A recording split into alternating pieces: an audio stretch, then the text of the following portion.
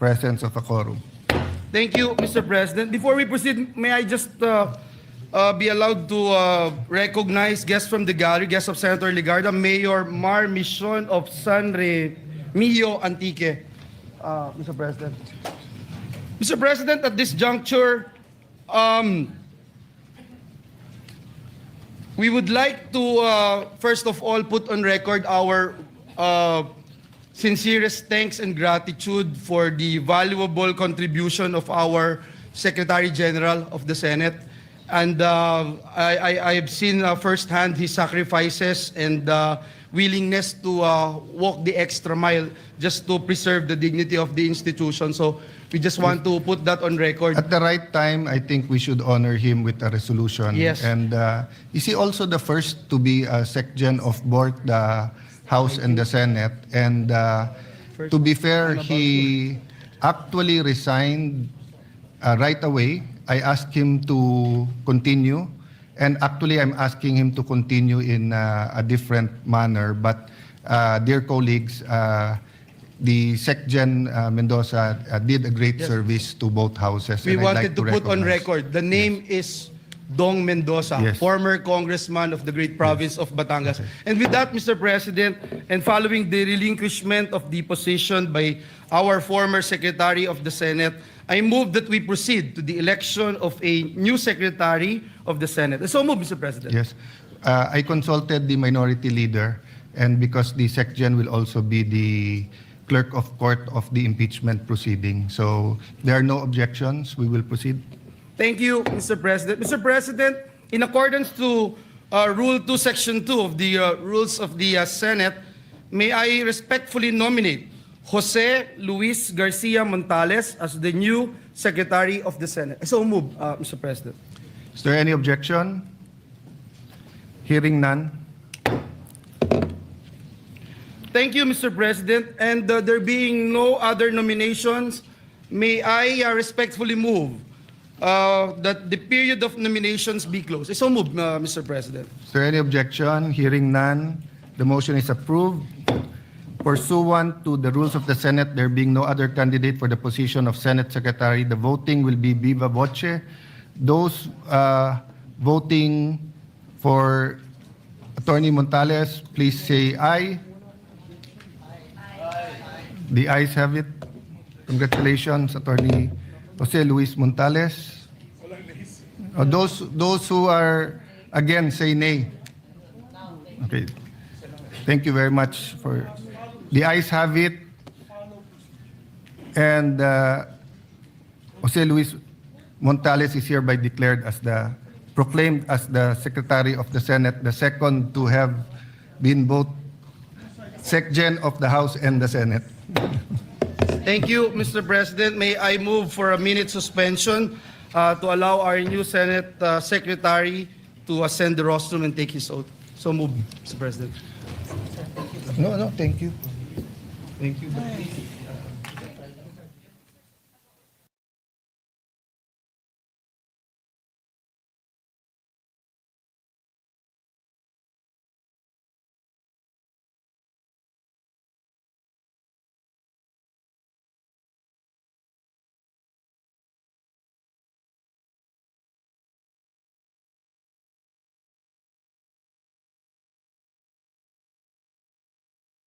Wala si Ses.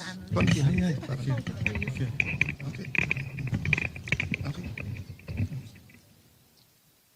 I state your full name. I, Jose Luis Garcia Montales, Having been elected to the position of Secretary of the Senate, having been elected to the position of Secretary of the Senate, do hereby solemnly swear do hereby solemnly swear that I will well and faithfully discharge, that I will well and faithfully discharge, to the best of my ability, to the best of my ability, the duties of my present position, the duties of my present position, and of all others I may hereafter and of all others I may hereafter hold under the Republic of the Philippines, hold under the Republic of the Philippines, that I will support and defend the Constitution of the Philippines, that I will support and defend the Constitution of the Philippines, that I will obey the laws, that I will obey the laws, legal orders, and decrees legal orders, and decrees promulgated by the duly constituted authorities, promulgated by the duly constituted authorities, and maintain true faith and allegiance and maintain true faith and allegiance to the Republic of the Philippines, to the Republic of the Philippines, and that I impose this obligation and that I impose this obligation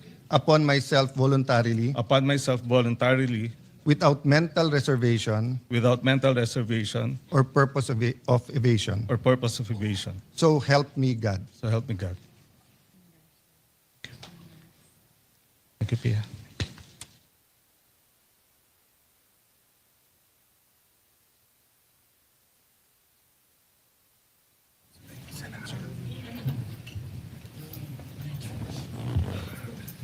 Nandiyan na yung sana.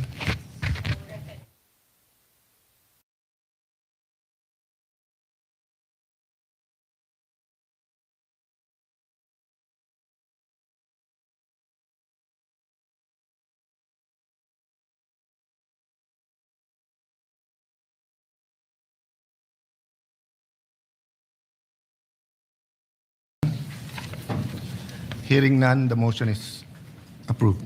Mr. President, at this juncture, I move that we proceed with the reference of business. Is there any objection? If not, the motion is approved. Yes, sir. Babasahin mo lahat. Tapos, yes.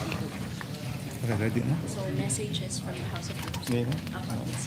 Messages from the House of Representatives. Letter from the House of Representatives transmitting to the Senate 27 copies of Committee Report number 261 on House Resolution number 989 titled Resolution Setting Forth the Articles of Impeachment against Vice President Sara Z. Duterte, together with the annexes thereto, and 27 USB devices containing file copies of the above. Rules. Refer to the committee. Referred to the Committee on Rules. Letter from the House of Representatives transmitting to the Senate the sealed box containing the documents from the Bureau of Internal Revenue relative to the impeachment proceedings against Vice President Sara Z. Duterte. Referred to the Committee on Rules. Letter from the House of Representatives informing the Senate that, in accordance with Section 16, Rule 6 of the Rules of Procedure in the impeachment proceedings of the House of Representatives, 20th Congress, Representatives Luis Ro, Ridon, Gutierrez, Zamora, Defensor, Diokno, De Lima, Bagao, Flores, Suwan, and Chua have been elected as prosecutors in the impeachment trial against Vice President Sara Z. Duterte. Referred to the Committee on Rules.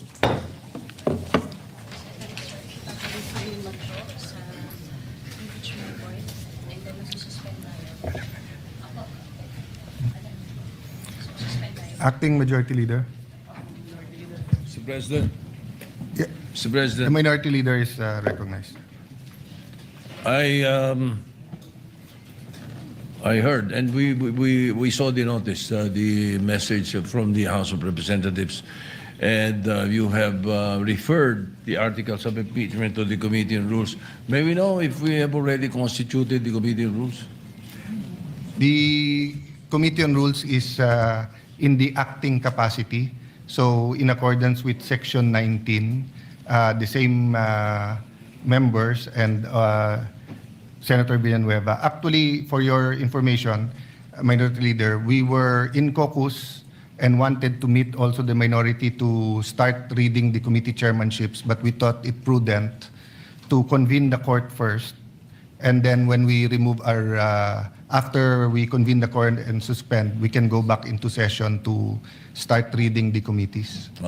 So I take it that right now the chairman of the Committee on Rules is in an acting capacity. Yes, Senator Villanueva. And an the acting. membership at this point would only be the ex officio members. And the members before all positions were declared holdover vacant. from the previous, yes, in accordance with Section 19. Will you refresh me with Section 19, Your Honor, Mr. President? Because Yes, yes. And to be fair, because in that Senator case- Pangilinan has a interpretation question. That's why we referred this to the Committee on Rules. Okay. The chairman and the members of the permanent committee shall commence in the exercise of their duties upon election. They shall cease when their successors shall have been elected or designated. So since we have not yet elected or designated their successors, except for the majority leader, our interpretation that it continues. But Senator Pangilinan did bring up the seeming conflict that if it's all seats vacant, then it's Yes, vacant.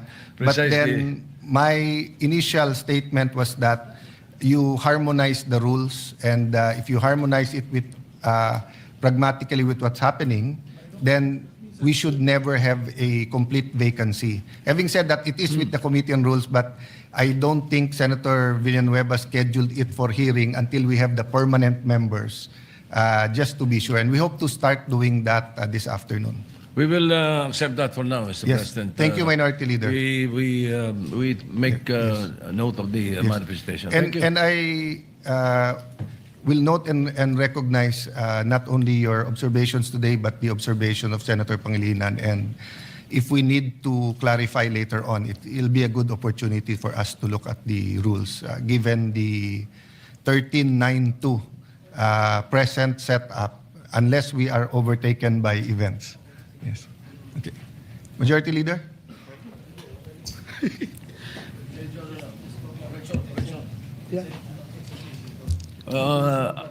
Correction, Mr. President, 1311. Yeah, well, it hasn't been corrected because Senator Subiri and Senator JV said that they are independent, but same with Senator Pia and I, we started out independent, and then Senator Subiri asked us if for the purposes of we can join the majority. So it's their choice if they remain minority or they join the majority, or if you can get 2 more members, then you will be the new majority. Yes, Mr. President. Mr. President, may I? Of course. Former Senate President Zubiri. Thank you very much, Mr. President. I would like to be associated with the minority bloc, Mr. President, if I may. Binatigos nga ako nila, sabi nila na ako'y nag-fence sitting at nag-abstain. Nag-abstain lang ako para have a free hand to vote on which issue that I think is important for the Filipino people. But when it comes to the organization, I would like to associate myself with the minority, Mr. President. Thank you. Thank you, Senator Subiri. Yes. So, Senator Ejercito would also like to manifest. Yes, first of all, Mr. President, I'd like to thank Mr. President for the trust and honor that I was offered to become the majority leader. But as I have mentioned to you personally, that as of this time, I would rather maintain my independence, and with what is happening all over, I think I'll be able to perform my tasks very well and my pet programs very well as an independent. But again, nonetheless, Mr. President, I would like to thank you for the trust and confidence. Being majority leader is a very, of course, it's one of the most powerful, we would say, position in the Senate. But I guess I have, at this point, I would like to maintain my independence. And I also understand. I also recognize that you will say that you will be our number 14, but until the time that we vote, any member, we have to respect their decision and always ascribe good faith. So we will continue to be good friends despite the political divisions or the nomenclature of who is in the majority or the minority. So for the purposes of today to the future, and unless a change is made, will you be an independent or will you be with the minority? Yes, for now, Mr. President, I'll be with the minority. Okay. But again, I would like to thank you for Yes. that and for the respect. And we will all still be friends, no matter what. Thank you, Mr. Thank you, President. Senator Ejercito. So the Secretariat has that noted, and we can now compute the membership at a 13-11 proportion. So that we do not, we're not accused of any delay. Acting Majority Leader, what's your pleasure Yes, Mr. about the President. articles of Yes, impeachment? yes, that Mr. has been President, just to referred? put on record, as Senator JV made mention, this his statement is for the purposes of proportional representation in the membership of committees. Also, Mr. President, Senator Lacson asked this representation to put also on record the membership of the Senate Committee on Rules or ex officio members would have to be the new ex officio members. So just to put Yes. that on record, Mr. President. That's a correct observation Yes. from Senator Lacson. Thank you. Mr. President, with the permission of the body, the articles of impeachment have been referred to the Committee on Rules. May I respectfully move to refer the articles of impeachment to the impeachment court. I so move, Mr. President. Is there any objection?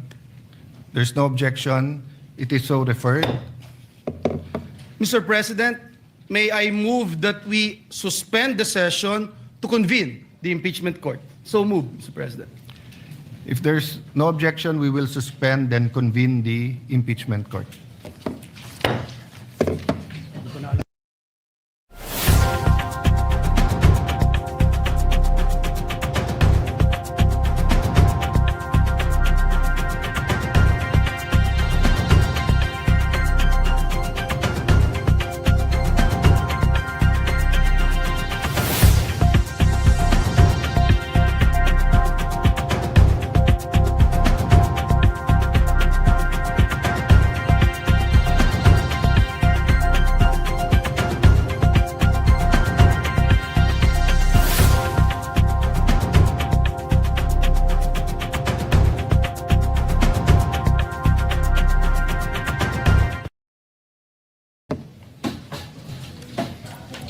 The clerk of court is directed to make the proclamation. All persons are commanded to keep silent under pain of penalty while the Senate is sitting in trial on the articles of impeachment against Vice President Sara Zimmerman Duterte. The clerk of court will please call the roll. Roll call of members. The Honorable Senator Judges. Aquino, Cayetano Pia, De La Rosa, Ejercito, Escudero, Estrada, Gatchalian, Go, Ontiveros, Lacson, Lapid, Legarda, Marcoleta, Marcos, Padilla, Pangilinan, Soto III, Tulfo Erwin, Tulfo Rafi, Villanueva, Villar Camille, Villar Mark, Zubiri, the Senate President. With 23 senator judges present, the chair declares the presence of a quorum. Senator Judge Villanueva. Yes, Mr. President, Sir Presiding Officer, may we request Senator Judge Camille Villar to ascend the rostrum to administer the oath of the Senate President.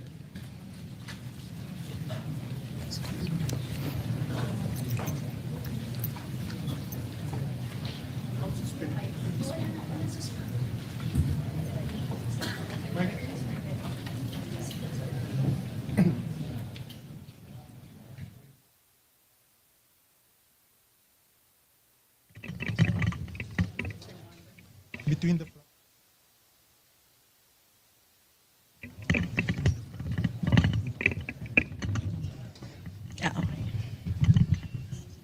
Anytime. Please raise your right hand. Impeachment trial of Vice President Sara Zimmerman Duterte.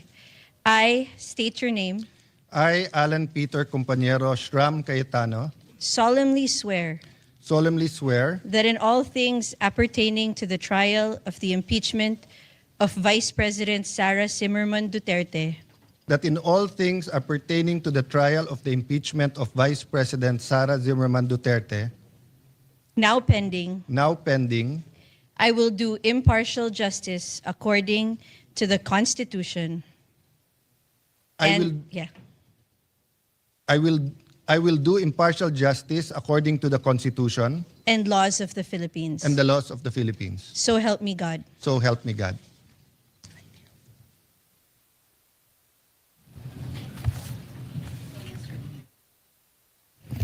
At this time, I will administer the oath of each of the senator judges in the chamber in conformity with Article 11, Section 3, Paragraph 6 of the Philippine Constitution and Rule 3 of the Senate Rules of Procedure on Impeachment Trials. May we request everyone to rise. Same oath, no? Same oath. So, same.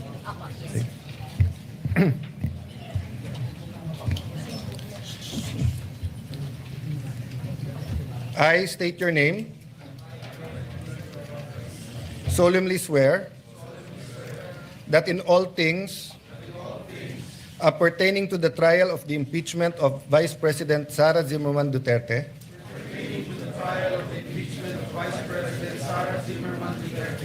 now pending, I will do impartial justice according to the Constitution and the laws of the Philippines. So help me God.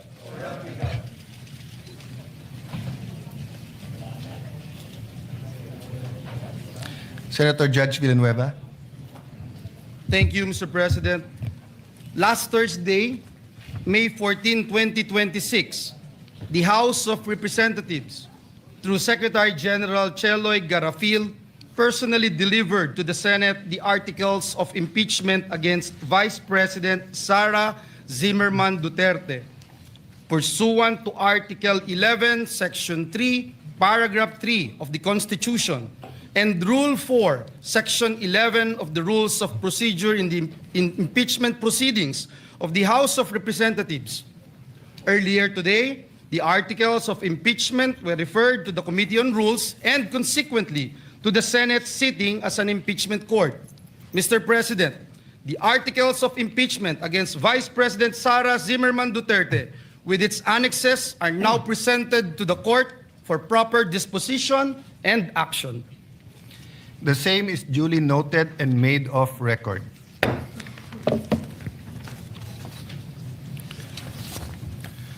For the record, resolution number 39 or the rules of procedure on impeachment trial shall continue to apply. We further note that Rule 6 thereof, which provide that the provisions of the rules of the Senate and the revised rules of court shall apply suppletorily whenever applicable. The court having been organized,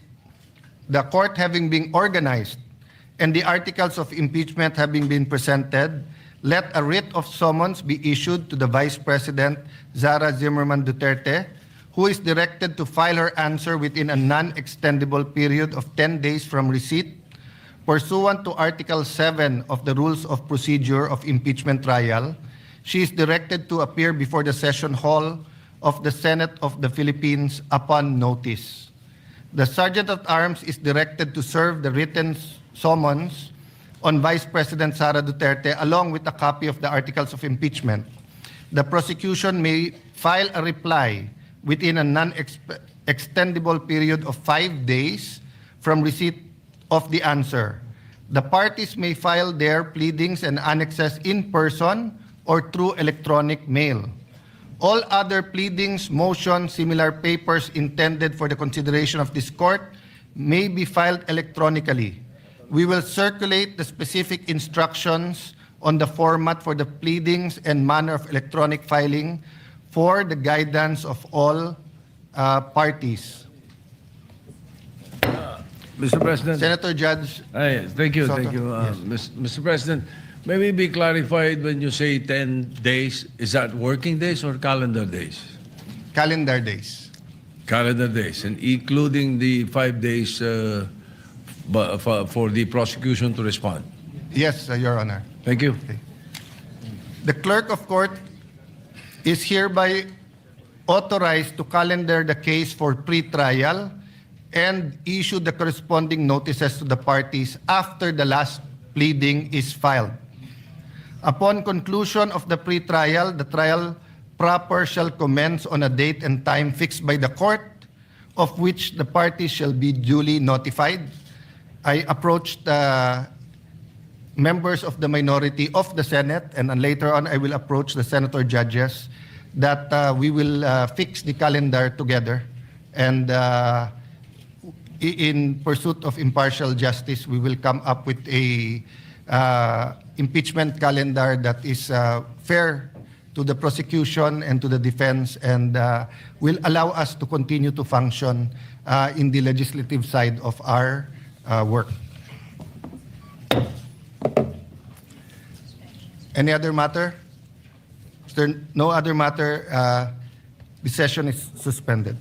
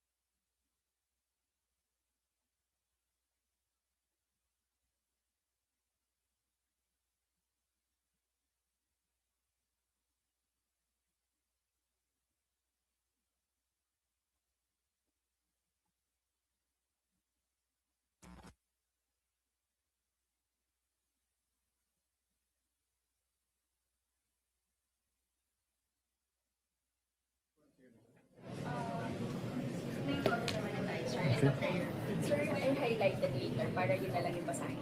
Shortcut. Thank you, thank you.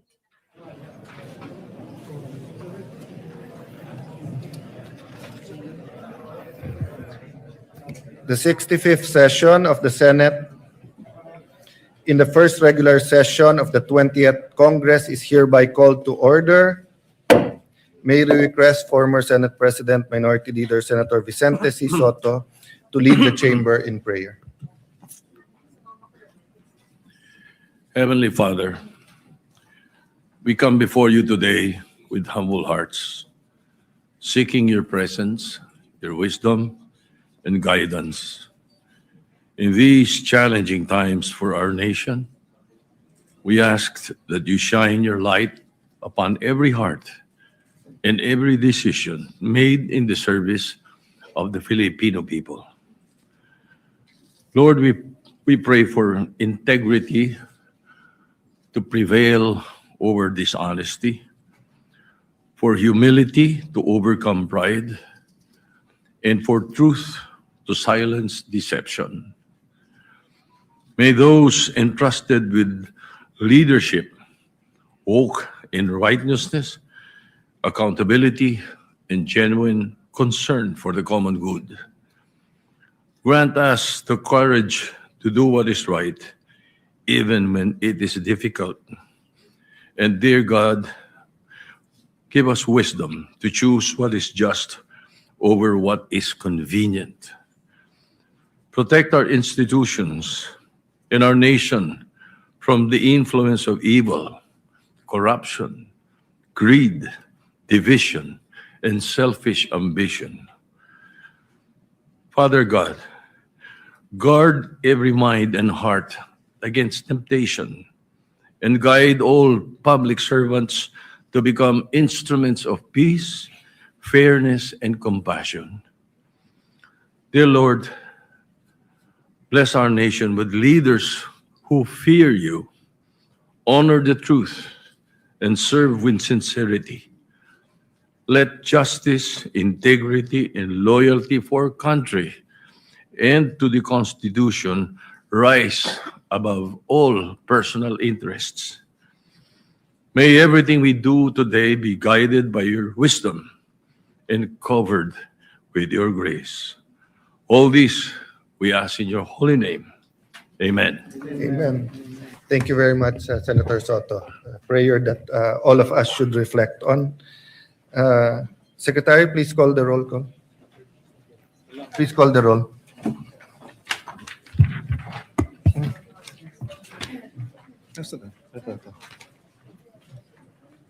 Roll call of members. The Honorable Senator Aquino, Senator Cayetano Pia, Senator De La Rosa, Senator Ejercito, Senator Escudero, Senator Estrada, Senator Gatchalian, Senator Go, Senator Ontiveros, Senator Lacson, Senator Lapid, Senator Ligarda, Senator Marcoleta, Senator Marcos, Senator Padilla, Senator Pangilinan, Senator Soto, Senator Tulfo Erwin, Senator Tulfo Rafi, Senator Villanueva, Senator Villar Camille, Senator Villar Mark, Senator Zubiri, Senate President Cayetano Alan is present. With 22 senators present, the chair declares the presence of a quorum. Mr. Majority President. Leader. Thank you. Mr. President, before we proceed, may I just be allowed to respectfully acknowledge some guests from the gallery. We have guests of our Senate President, Alan Peter Cayetano, Mayor Sammy Co of Pagadian City, who's here with us, guests of Senator Mig Zubiri, may kababayan, the pride of Bulacan, Mr. Juanito Torres, a well-known artist from the great town of Pulilan, Bulacan. He's also with us. Guests of this representation, Mr. President, Councilor Jervy Cruz of Nampikwan, Nueva Ecija. He was the UAAP men's basketball most valuable player, Mr. President, from the UST Growling Tigers. We welcome all of them in this August chamber, Yes. Mr. President. Thank you for being with us today. Majority Leader.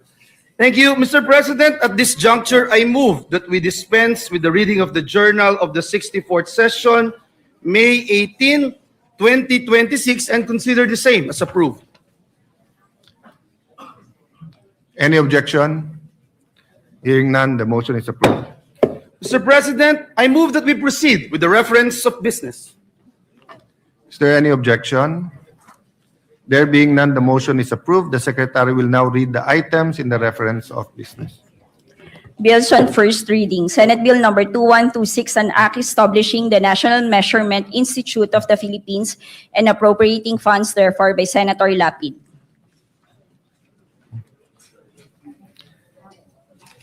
Referred to the Committee on Science and Technology, Civil Service, Government Reorganization, and Professional Regulation, Ways and Means, and Finance. Senate Bill number 2127, an act extending the corporate life and expanding the powers of the Philippine International Trading Corporation, amending for the purpose PD number 1071, otherwise known as the Revised Charter of the Philippine International Trading Corporation by Senator Lapid. Refers to the Committee on Government Corporation and Public Enterprise, Trade, Commerce, Entrepreneurship, and Finance.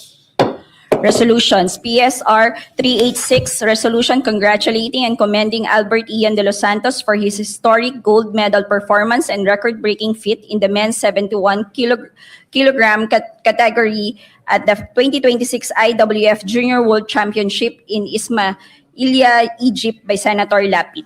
Referred to the Committee on Rules. 387, resolution congratulating and commending Filipina Tech leader Kat Borlongan for being honored as a Knight Chevalier of the National Order of Merit, Order National du Mérite by the Republic of France by Senator Borlongan for being honored as a Knight Chevalier of the National Order of Merit, Order National du Mérite by the Republic of France by Senator Lapid.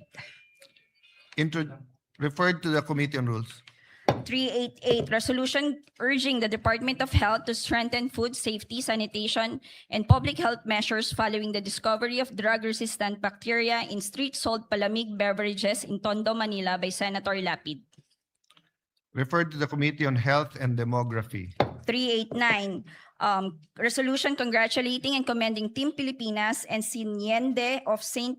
Pedro Poveda College for winning the gold medal in the Open Hip Hop Division of the 2026 International All-Star Federation Dance Worlds Championship held in Orlando, Florida by Senator Lapid.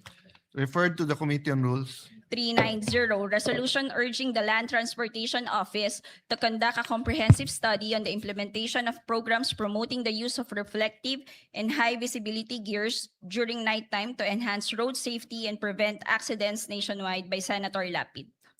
Referred to the Committee on Public Services. 391, resolution congratulating and commending Regine Velasquez Alcacid for being named as the first ever Woman of the Year by Billboard Philippines by Senator Lapid. Referred to the Committee on Rules. Committee reports. Committee report number 63 submitted by the Committee on Local Government on House Bill number 7554 introduced by Representatives Fresnedi and Miraflores, an act declaring December 19 of every year as a special non-working holiday in the city of Muntinlupa to be known as Muntinlupa Foundation Day, amending for the purpose RA number 9191, otherwise known as an act declaring the first day of March of every year as a special non-working holiday in the city of Muntinlupa to be known as the Muntinlupa City Charter Day, recommending its approval without amendment. Sponsor Senator Estrada. To the calendar for ordinary business. Committee report number 64 submitted by the Committee on Local Government on House Bill number 7555 introduced by Representatives Tolentino and Miraflores, an act declaring September 6 of every year as a special non-working holiday in the municipality of Mendez Nunez, province of Cavite, to commemorate its founding anniversary, recommending its approval without amendment. Sponsor Senator Estrada.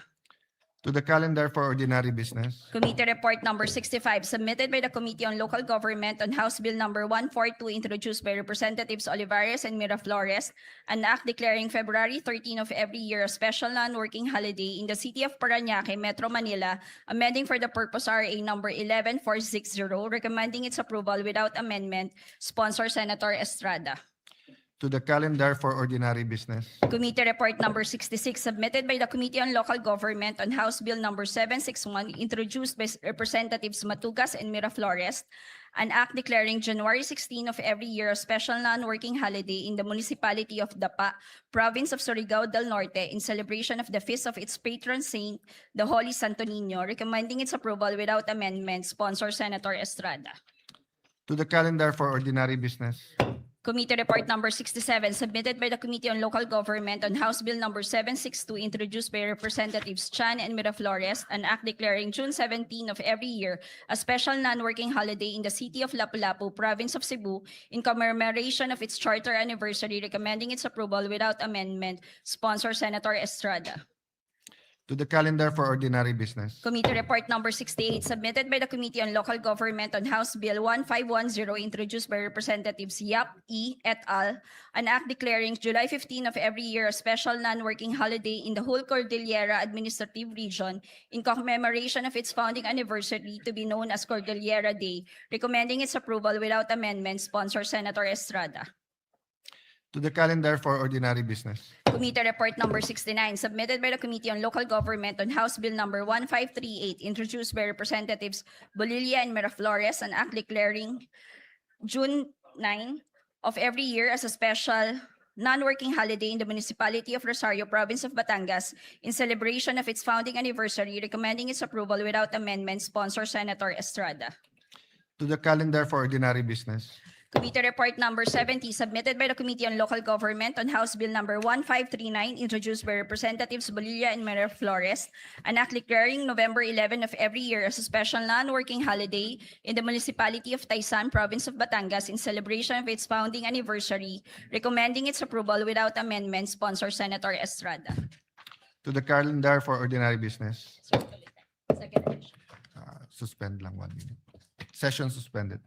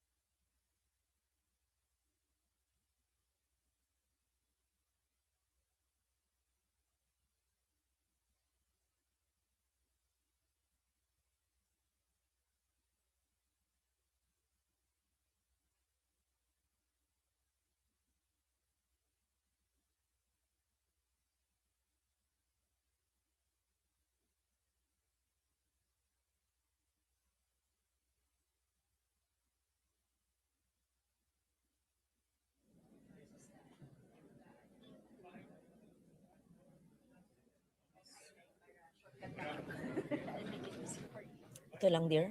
Sige. Yes. Session is resumed. Madam President, at this juncture, may we proceed with the additional reference of business? Please proceed.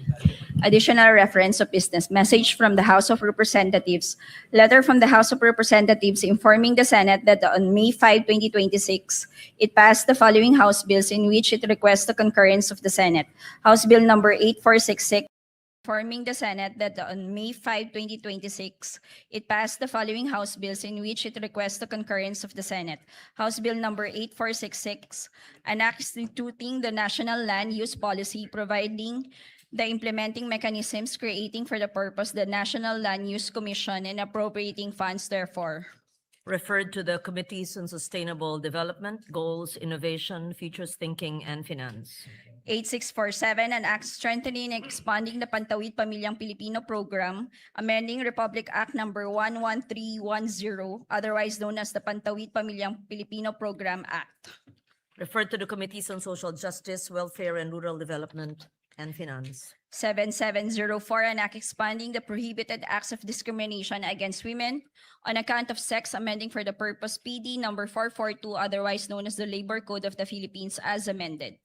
Referred to the Committees on Labor, Employment, Human Resources, Development, Women, Children, Family Relations, and Gender Equality. 8461, an act granting the Katigbak Enterprise, San Pablo City Incorporated, a franchise to construct, install, establish, operate, and maintain radio and television stations in the Philippines. Referred to the Committee on Public Services. 755, an act establishing a district office of the Land Transportation Office in the city of Sagay, Negros Occidental. 2623, converting the Extension Office of the Land Transportation Office in Zamboanga City, Special Economic Zone, and Freeport into a district office and appropriating funds therefore. 3279, establishing a regular district office of the Land Transportation Office in the municipality of Viga, province of Catanduanes, and appropriating funds therefore. 4477, establishing the LTO office in the municipality of Taytay, province of Palawan, and appropriating funds therefore. 8609, upgrading the LTO district office in the city of Batac, province of Ilocos Norte, from Class D to Class C, and appropriating funds therefore. 8610, expanding the registration and issuance of licenses in the Pasig District Office of the LTO and appropriating funds therefore. 8611, upgrading the District Office of the Land of the LTO in the municipality of Naval, province of Biliran, from Class D to Class B and appropriating funds therefore. Referred to the Committees on Public Services and Finance. 1866, establishing the Camarines Norte First District Engineering Office of DPWH in the municipality of Labo, province of Camarines Norte, renaming the existing district engineering office in the municipality of Daet as the Camarines Norte Second District Engineering Office and appropriating funds therefore. 2206, creating a district engineering office in the 6th Legislative District of the province of Batangas and appropriating funds therefore. 3535, creating a district engineering office in the 6th Legislative District of the province of Isabela and appropriating funds therefore. Referred to the Committees on Public Works and Finance. 8497, naming the entire stretch of the Santander Barili Toledo National Road traversing barangays San Sebastian, Colase, Dalahican, Tangbo, Bonbon, Poblacion, and Suba in the municipality of Samboan through barangays Mantalongon, Tubod, Dakit, Kalubihan, Patupat, Azucena, Santa Ana, Poblacion, and Maghanoy, Kingbuangan, Sayao, Minolos, and Giwanon in the municipality of Barili, province of Cebu as the Pablo P. Garcia Highway. 8498, naming the diversion road commencing at the Ormoc Baybay Southern Leyte Boundary Road in Barangay Bantigue and traversing Barangay Sumanga, Patag, Donghol, Biliboy, and San Pablo up to the diversion junction at the Palo Carigara Ormoc Road in the city of Ormoc, province of Leyte as the Mayor Vicente G. Torres Sr. Avenue. 8499, naming the road from Barangay West Junction of Hermosilla Drive through Barangay North Rizal Extension Road up to Barangay Donghol, Donghol Lake Imelda Road, which is also referred to by the Department of Public Works and Highways as the Ormoc Lake Imelda National Tertiary Road in the city of Ormoc, province of Leyte as the Judge Benjamin Pongo Sr. Avenue. Referred to the Committee on Public Works. 8496, renaming the Tawi-Tawi Regional Agricultural College as the Tawi-Tawi State College, expanding its curricular offerings and strengthening its governing board. Referred to the Committee on Higher Technical and Vocational Education. 8577, converting the Balikcuatro College of Arts and Trades in the Municipality of Allen, Province of Northern Samar into a polytechnic institution to be known as the Northern Samar Polytechnic Institute and appropriating funds therefore. 8578, establishing a polytechnic institution in the Municipality of Mutyong, Province of Samar to be known as the Mutyong Polytechnic Institute and appropriating funds therefore. 8579, converting the Cagayan de Oro School of Arts and Trades in the City of Cagayan de Oro into a polytechnic institution to be known as the Cagayan de Oro Polytechnic Institute and appropriating funds therefore. 8580, converting the Northern Mindanao School of Fisheries in the Municipality of Buenavista, Province of Agusan del Norte into a polytechnic institution to be known as the Northern Mindanao Polytech Institute and appropriating funds therefore. 8581, an act establishing a polytechnic institution in the Municipality of Pulangi, Province of Albay to be known as the Pulangi Polytechnic Institute and appropriating funds therefore. 8582, converting the Dipolog School of Fisheries in the City of Dipolog, Province of Zamboanga del Norte into a polytechnic institution to be known as the Zamboanga del Norte Polytechnic Institute of Fisheries and appropriating funds therefore. 8583, converting the Agusan del Sur School of Arts and Trades in the Municipality of Prosperidad, Province of Agusan del Sur into a polytechnic institution to be known as the Agusan del Sur Polytechnic Institute and appropriating funds therefore. 8584, converting the Sorsogon National Agricultural School in the Municipality of Castilla, Province of Sorsogon into a polytechnic institution to be known as the Sorsogon Polytechnic Institute and appropriating funds therefore. 8612, establishing a polytechnic institution in the Municipality of Santa Maria, Province of Bulacan to be known as the Santa Maria Polytechnic Institute and appropriating funds therefore. Referred to the Committees on Higher Technical and Vocational Education and Finance. 8626, establishing a College of Medicine in the Eastern Samar State University in the City of Borongan, Province of Eastern Samar and appropriating funds therefore. 8627, converting the South Cotabato State College in the Municipality of Sorala, Province of South Cotabato into a state university to be known as the South Cotabato State Universities and appropriating funds therefore. Referred to the Committees on Higher Technical and Vocational Education, Ways and Means, and Finance. 839, an act declaring Can Umantad Falls located in Barangay Kadapdapan, Municipality of Kandihay, Province of Bohol, an ecotourism site. 842, declaring Kankoka Hills located in Barangay Cambane, Municipality of Kandihay, Province of Bohol, an ecotourism destination. 901, declaring Mabanog Falls located in Barangay Darapuay, Municipality of Bansalan, Province of Davao del Sur, an ecotourism site. And 1005, declaring the Congressman Edelmiro A. Amante Sr. Mapaso Resort and Adventure Nature Park located in the Municipality of Santiago, Province of Agusan del Sur, an ecotourism zone. Referred to the Committees on Tourism, Environment, Natural Resources, and Climate Change and Finance. 1663, establishing the Battle of the Sibuyan Sea Memorial Shrine in the Municipality of Kahidjokan, Province of Romblon, and declaring it a tourism destination. Referred to the Committees on Tourism and Finance. 1664, declaring the Binukot Beach area located in Barangay Bunsuran, Municipality of Ferrol, Province of Romblon, an ecotourism destination. Referred to the Committees on Tourism, Environment and Natural Resources, and Climate Change and Finance. 1665, declaring the Kolong Beach located in the Municipality of Corcuera, Province of Romblon, a tourism destination. And 1666, declaring the Municipality of San Jose, popularly known as Isla de Carabao, Province of Romblon, a tourism destination. Referred to the Committees on Tourism and Finance. 1667, declaring the Looc Bay area located in the Municipality of Looc, Province of Romblon, an ecotourism destination. Referred to the Committees on Tourism, Environment, Natural Resources, and Climate Change and Finance. 1668, declaring the Payayasog Beach located in Barangay Mangansagag, Municipality of Corcuera, Province of Romblon, a tourism destination. 1669, declaring the ruins of Cota de San Jose located in the municipality of Corcuera, province of Romblon, a tourism site. 1672, declaring the Siki It Elepante Rock Formation located in the coast of Barangay Labnig, municipality of Corcuera, province of Romblon, a tourism site. Referred to the Committees on Tourism and Finance. 2928, declaring the municipality of San Fernando, province of Romblon, a tourism development area. 8562, declaring the municipality of Columbio, province of Sultan Kudarat as tourism development area. 8563, declaring Bangal Caves located in the municipality of Ragay, province of Camarines Sur as ecotourism destination. Referred to the Committees on Tourism, Environment, Natural Resources, and Climate Change and Finance. 8564, declaring Barangay Managa in Sitio Balutakay, municipality of Bansalan, province of Davao del Sur as a farm tourism destination. Referred to the Committees on Tourism and Finance. 8565, declaring the Pasig Islet located in Barangay Bato, municipality of Santa Cruz, province of Davao del Sur as an ecotourism site. 8566, declaring Barangay Kapatagan in the city of Digos, province of Davao del Sur as tourism destination. 8568, declaring the Bakhawan Eco Park located in Barangay New Buswang, municipality of Calibo, province of Aklan as an ecotourism zone.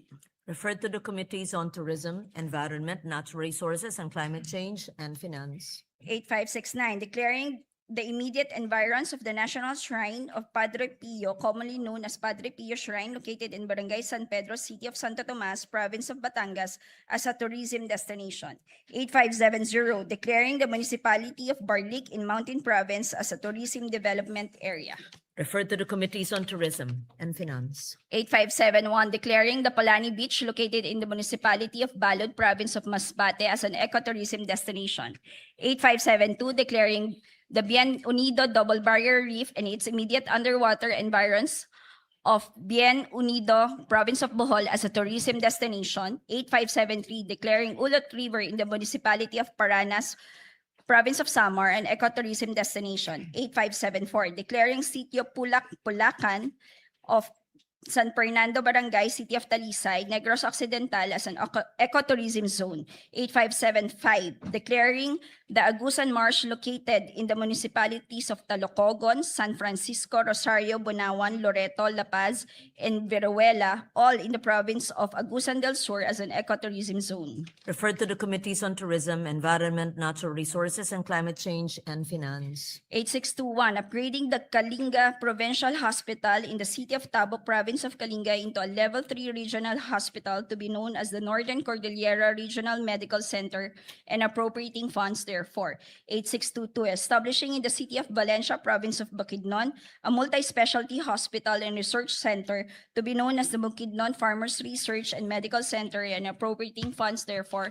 And 8623, renaming the Jose B. Lingad Memorial General Hospital in the city of San Fernando, province of Pampanga to Jose B. Lingad Medical Center, increasing its bed capacity from 1,000 to 1,500 beds, upgrading its professional healthcare services and facilities, authorizing the increase of its medical personnel and appropriating funds, therefore repealing for the purpose RA number 11359. Referred to the Committees on Health and Demography and Finance. 8457, granting a legislative franchise to Cagayan 1 Electric Cooperative to construct, install, establish, operate, own, manage, and maintain a distribution system for the conveyance of electric power to the end users in the city of Tuguegarao and municipalities of Peña Blanca, Enriles, Solana, Amulong, Piat, Santo Niño, Tuwao, Rizal, Igig, Alcala, and Bagao, province of Cagayan. 8458, granting a legislative franchise to Isabela 1 Electric Cooperative to construct, install, establish, operate, own, manage, and maintain a distribution system for the conveyance of electric power to the end users in the cities of Kawayan, City of Santiago, municipalities of Angandanan, San Guillermo, Ramon, San Mateo, San Isidro, Alicia, Etchague, Cordon, Jones, San Agustin, Cabatuan, Luna, and Reyna Mercedes, province of Isabela.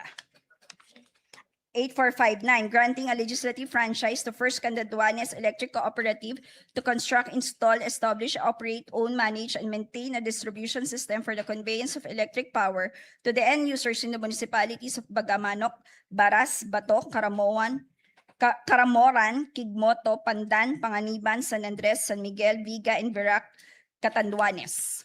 And 8460, an act granting a legislative franchise to Occidental Mindoro Electric Cooperative to construct, install, establish, operate, own, manage, and maintain a distribution system for the conveyance of electric power to the end users of Magsaysay, San Jose, Rizal, Calintaan, Sablayan, Santa Cruz, Mamburao, Abra de Ilog, Paluan, Province of Occidental Mindoro. Refer to the Committee on Public Services. Madam President, if I may. Majority Leader. Thank you. Madam President, before we proceed, may I just be allowed to recognize some guests from the gallery, guests of Senator Ligarda, Regional Director John Montero of BJMP Region 6, and Mr. Sergio Dava Jr. of the Provincial Government of Antique. Also, guest of this representation is Kasim Mirza from the University of Santo Tomas. We welcome all of them in this August chamber. We welcome you to the Senate. Madam President, having closed the period of interpellation, may I be allowed to respectfully move that we resume consideration of Senate Bill number 1511 under Committee Report number 15. This is the bill strengthening the protection of parents against hospital detention. I so move, Madam President.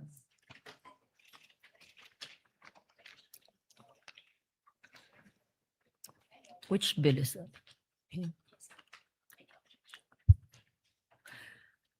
Any objection? Hearing none, the motion is approved and consideration of the said measure is now in order. Please proceed. Thank you, Madam President. This juncture, I move to open the period of individual amendments, and with the consent of the body, may we recognize, Madam President, Senator Risa Ontiveros, and to propose, not proposing, oh, the chair, the sponsor of the measure, Senator Risa Ontiveros, to propose amendments, Madam President. I so move. We recognize Senator Risa Ontiveros for the period. Is this committee amendments? This is individual amendments, Madam President. Individual amendments? Yes. But Senator Ontiveros is a sponsor. Yes, Madam President. Please proceed. Thank you, Madam President. Madam President, I thank Senators Sherwin Gatchalian, Joel Villanueva, and Robin Padilla for their proposed amendments, enhancing the provisions of Senate Bill 1511, or the Enhanced Anti-Hospital Detention Act. Page 1 amendment from Senator Gatchalian. On page 1, line 12, after the conjunction or, delete the word carers and replace with the word caregivers. I so move, Madam President. No objections? It's adopted. Thank you, Madam President. Page 2 amendment. I Yes, see Madam Senator Pia The lady Cayetano. from Taguig and Patera, Senator Pia Cayetano, seeking the floor. May I move that she be recognized, Madam We President? recognize Senator Pia Cayetano. Thank you, Mr. President, Madam President. Her Honor will recall that this representation waived our right to interpellate on the condition that we would be allowed to ask clarificatory questions during the period of the amendments. Does Her Honor recall? Yes, Madam President. Yeah. So what I'll do, Mr. President, is I'll just make a prefatory statement now because my amendment is actually in this line now, in line 13. So if I, with the permission of the sponsor, may I proceed? Yes, Madam President, by all means. Just to be clear about it, the amendment was accepted. Yes, And- I'm on the next. I'm on to And the we are next. on to the next, and we recognize Senator Pia. Thank you, Mr. President.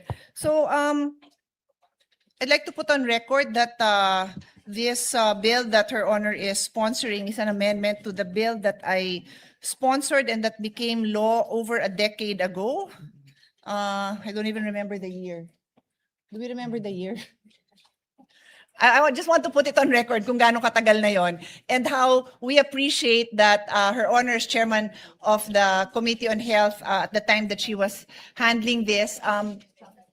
2007, so 19 years ago na.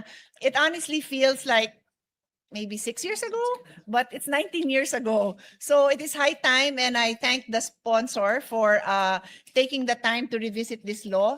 Even after we passed it, we received many reports on how the situation of yung detention of patients has improved, but then we would still continue to have to intervene many times because this situation still kept coming up. So this representation is thankful that we have the opportunity to strengthen this law even further.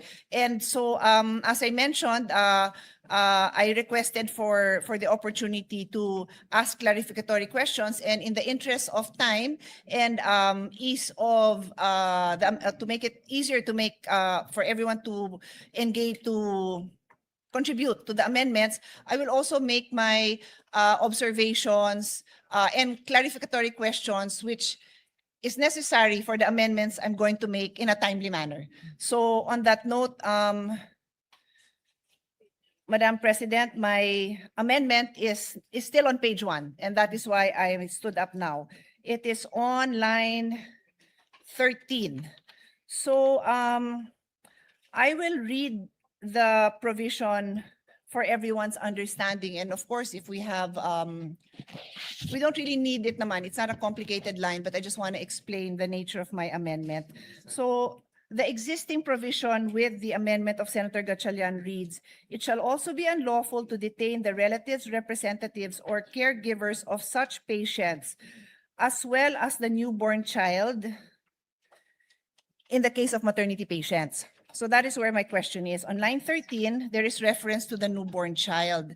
What I'd like to point out, Madam President, is that does Her Honor think there is a need to indicate and to insert the proper descriptive lines whether the newborn child is fully or partially recovered or may have died? Because this is a phrase that is found in the previous paragraph with reference to a patients, and I read, this is the existing provision. The detention of patients who have fully or partially recovered or have been adequately attended to or may have died. So may clarification na gano'n, na yung status ng patient, whether nag-recover siya partially or fully or namatay, covered siya. So I'm also asking now, should we make that same clarification for the newborn? Kasi po, yung nakita kong mga cases, ilalaban pa talaga ng ospital, patay na. Hindi naman sinabi sa batas yun na patay na. Buhay pa. So this representation feels it won't hurt to add those lines. We submit, Madam President, I do agree with the gentlewoman from Taguigan Pateros that it would not hurt to include that qualification if she so desires. Okay.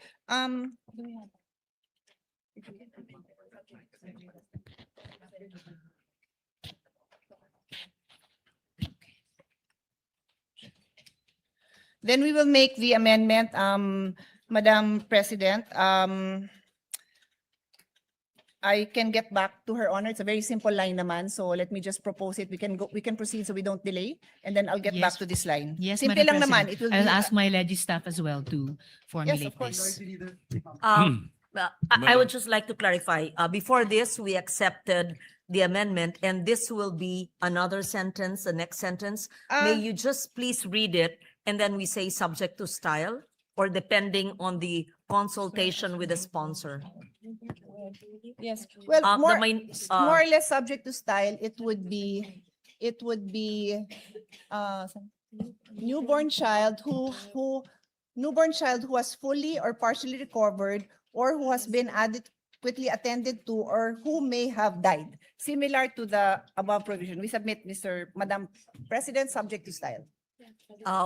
If the sponsor so agrees, then the amendment you're supposed to accept it if you would agree. Just to add, Unless Madam there's any President, to objection. my earlier acceptance, although this second paragraph of Section 1 is originally supposed to refer to that nefarious practice of palit ulo, but as I mentioned, it would not hurt if the gentlewoman so desires to add that qualification of whether having fully or partially recovered and having been adequately attended to or may have died to the phrase newborn child, Madam President.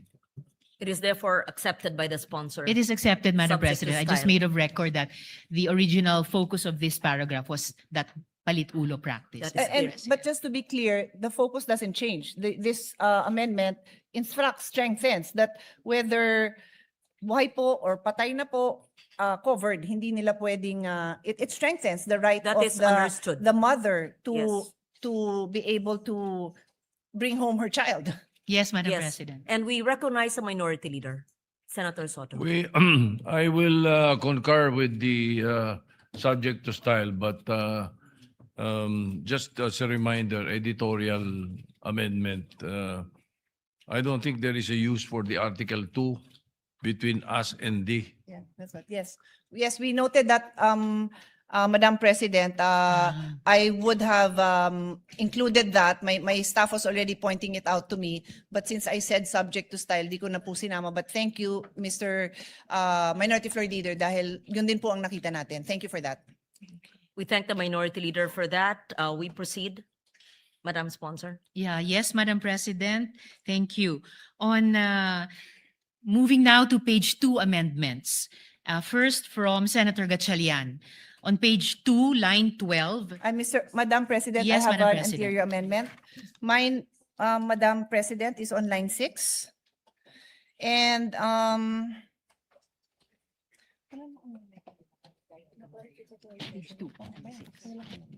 so actually, there may be no need for an amendment. It's just to clarify the intention here so that again, when this bill, when these amendments become law, we make it very clear what the legislative intent is.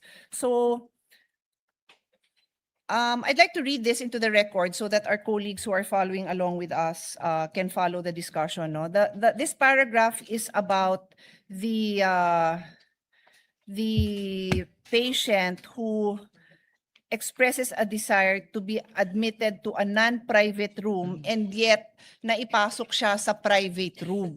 So, explain ko lang po ang concern ko. No? So, I'll read that paragraph first. The amendment of the sponsor states, patients who stayed in private rooms shall not be covered by this act. So, ibig sabihin, hindi ka pwede mag-avail ng itong anti-detention kung nasa private room ka. Unless the said patient, notwithstanding one's expressed desire to be admitted to a non-private room, was admitted to a private room for the following reasons. A, no non-private room is available in the hospital, medical city, etc.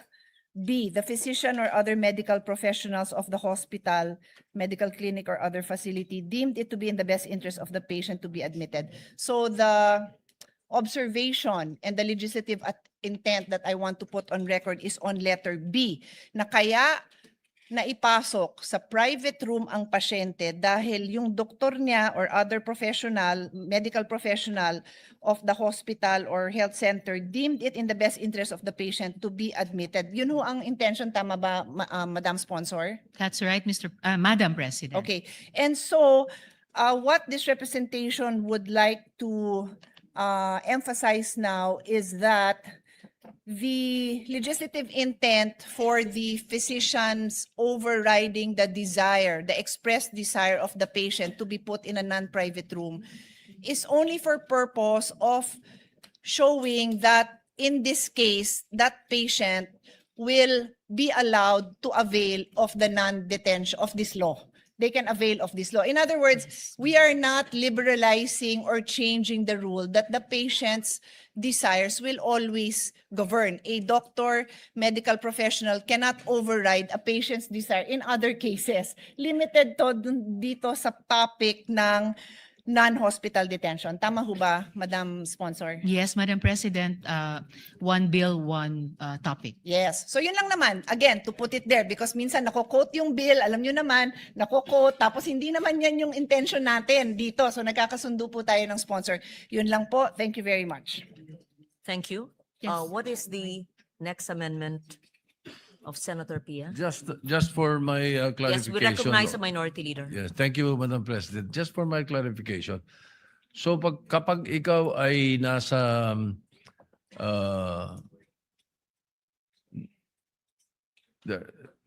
in a private room, You know, you're in a private room. The law does not apply to you. This law does not apply to you. Is that it? That is right, Madam President. So Kung the nasa non-private room ka, ano babayaran mo ron? Di ba wala ka naman talagang babayaran doon? Sa private room kami babayaran eh. it's actually the So case. why are we Sorry, exempting Minority Leader. them? It's actually the case po, Madam President, good Minority Leader, that even patients po na-admit halimbawa sa mga ward, sa mga basic accommodation, kahit sila po ay nag-a-accrue po ng out-of-pocket expenses. Yes, I Opo, agree. Madam So, President. kaya hindi pa pwede this law is very important for them. Ano, gusto nga natin to. And it's a variation of the original law by Senator Pia Cayetano. But then again, ang understanding ko in the language is kapag ikaw ay sa private room, they can detain you pag hindi ka makabayad.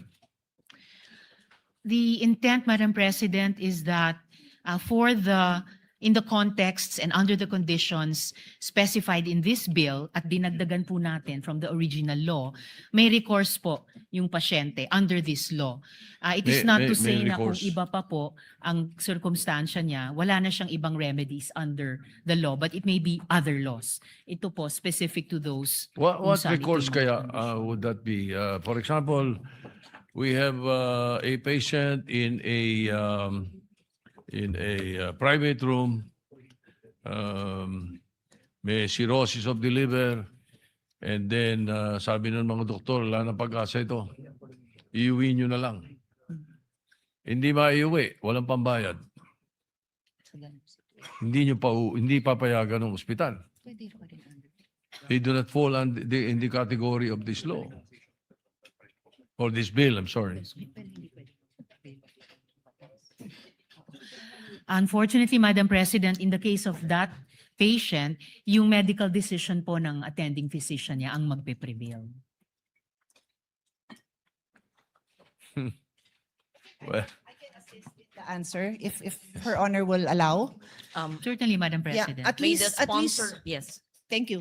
At Senator least Pia. during the time that we sponsored the original bill, iba lang yung requirements ng private hospital. They have the liberty to, nagpapauwi naman yan sila, and we really don't support any detention under any condition. But because they chose a private room, minsan ang mahal din talaga ng rooms na pinipili nila, may iba silang kondisyon. So they may be requiring promissory note, guarantor, ang daming requirements bago nila palabasin. In this case, very specific yung rule na no detention, and then later on in other provision, there are also requirements pa rin to produce something, but that is what the law is dictating. Hanggang dito lang ang pwede nyong i-require. Pag private then the hospitals can make other requirements, Mr. President, to secure the payment that for payment for the services that were rendered, Mr. President. Yun yung naalala po natin dun sa bill when we worked on it before. Thank you. Additionally, I hope Madam it President, clarifies. po maiiwasan yung sitwasyon na binababalaan ni Minority Leader dahil kahit sa mga private hospitals, by law, kailangan nilang i-provide 10% ng mga kwarto nila under ward or basic accommodations terms to the patients, Madam President. well, just for the record, so that when this bill becomes law, the not resolution, but the explanation of the sponsors are placed on record. So just in case it is questioned on this particular issue. And the I point just of the wanted to Minority place that Leader on is the record. protection on the part of those availing of Yes, so the, those who cannot pay. who Anyway, cannot pay, but in a yes. private room. We just Yes. wanted to place it on record. Thank you. Thank you. Thank you, Senator Minority Soto. Leader, Madam President. Senator To- Cayetano is finished with her We're on page amendments. 2 Yeah, amendments, we're Madam just President. following the sequence, so I have Okay. more when Her Honor Yes. gets to the page and number that I'm at. Thank you. Thank you. We recognize Senator Erwin Tulfo. If the lady sponsor would allow it, Madam President, I just Yes, Madam want- President. Gusto ko lamang po kasing linawin, nabanggit po kasi kanina na may mga pasyente pong sila po kasi ang namimili na ilagay sila sa pribadong kwarto. Sa amin pong public service, sa aking pong tanggapan, kadalasan po na ini-interview po namin ay bakit ka pumasok sa private room gayong wala ka naman palang kakayahan na magbayad. Ang sagot po lagi sa amin, Madam President, good lady sponsor, ay emergency po. Puno po lagi ang mga ward, ang mga free ward. Kaya napipilitan pong silang sinasabi sa ospital na kung maaari ilagay ang kanilang pasyente sa private ward, sa private room. Minsan po alam nila na napakamahal po ito pero gusto lang po siguro nilang mailigtas ang kanilang mahal sa buhay. Kaya po, kasi ang sinasabi kadalasan ng ospital, ala po kaming kwarto, ala po kaming higaan para sa inyo. Kailangan po ninyong ilipat ang inyong pasyente. Dito po nagkakaproblema. Kaya napipilitan po ang isang mahirap na pasyente na kababayan natin na sabihin na lamang okay na po sa free ward, ay sa paying po kami, magbabayad naman po kami. Gayong alam po nila na wala po silang kakayahan na magbayad. Ito po ang isa sa mga kadalasang suliranin ng mga kababayan natin, Madam President, good lady sponsor. Kaya po, hindi naman sa kagustuhan nilang mailagay sa private room, kundi dahil sa ika nga, kailangan na pong matugunan, makita ng doktor ang pasyente. Otherwise, ang option lamang po nila ay ilipat sa ibang ospital. Kalimitan po sa mga lalawigan, kailangan ilipat pa sa isusunod na bayan o sa lungsod ang pasyente para lamang po matugunan. Paano po, Madam President, good lady sponsor, kung ang sakit po ay appendicitis at kailangan na pong operahan, ililipat pa po ba? Kaya no choice po sila. Siguro po, can we put this on record, Madam President, good lady sponsor, na sometimes po, hindi po nila kagustuhan na ilagay po ang kanilang pasyente sa ospital. Yun lang sa private room, Madam President, good lady sponsor. Yun lamang po. Thank you, Senator Erwin Tulfo. Salamat. Take note of that, and Yes. at least if there are problems in the future in interpretation of this law, the comments will be able to enlighten the poor patients who may be booked in a private room. Thank you. Salamat, Madam President. And even now, salamat sa good gentleman mula sa Palawan. Yung pag-exempt sa exemption ng coverage nitong law sa ganong mga pasyente na inilarawan ng good gentleman ay nandun na rin po sa page 2, line 8, letter A, na kaya sila na ipasok sa private room. May dahilan na no non-private room in the hospital, medical clinic, or any other similar facility was available. Or ganun yung impormasyon na ibinigay sa kanila. And the patient was compelled to be admitted thereto due to the urgency of the case. Pero nagpapasalamat pa rin ako sa good gentleman. Yung dagdag na paliwanag nila sa ganitong sitwasyon ay on the record na rin po para sa mga situations in the future tulad ng sinabi ni Madam President na kailangan pang lalong ipaliwanag. Salamat, Madam President. Thank you. We recognize Senator Pia Cayetano. It's just an added commentary. Earlier when I said that we thank the sponsor for taking up this amendment to the existing law. Kasi nga, these are the kind of examples that are brought to our attention. Whether it's kay Senator Tulfo sa atin, and I'm sure sa tanggapan din ng ating sponsor. So, kaya nasama na nga. Yung sinasabing sitwasyon ni Senator Tulfo, nandyan na sa letter A. And I read it into the record earlier. So, we thank the sponsor na in-include na talaga yan. Kasi it's a very common complaint that we receive. Thank you. Thank you. Salamat, Madam President. Moving on to, page 2 amendments from Senator Gatchalian.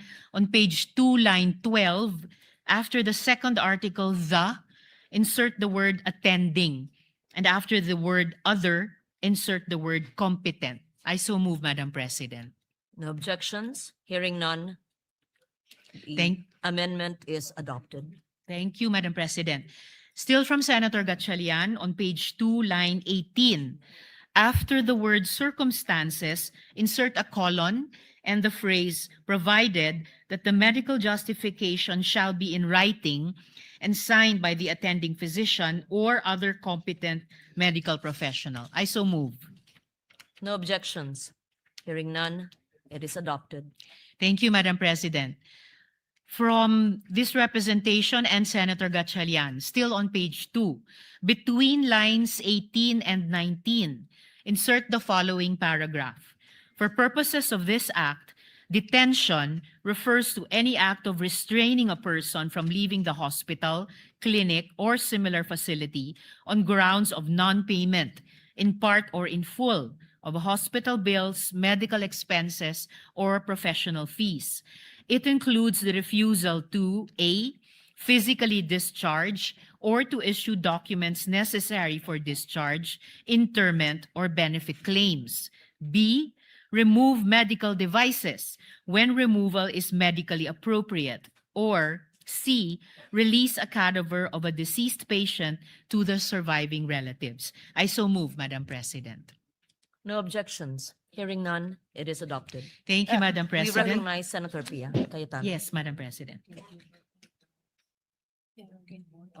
I actually defer to the wishes of the sponsor. I'd just like to point out that in the definition of detention, and I don't have a copy, so this is just from what I heard, Her Honor made reference to the detention of the patient. But when we defined earlier, in the earlier provisions, we referred to the caregiver and the newborn. So does Her Honor think it might be better that we also mention them, the patient, the caregiver, and the newborn, for consistency, Madam President? I would be accepting of that, Madam President.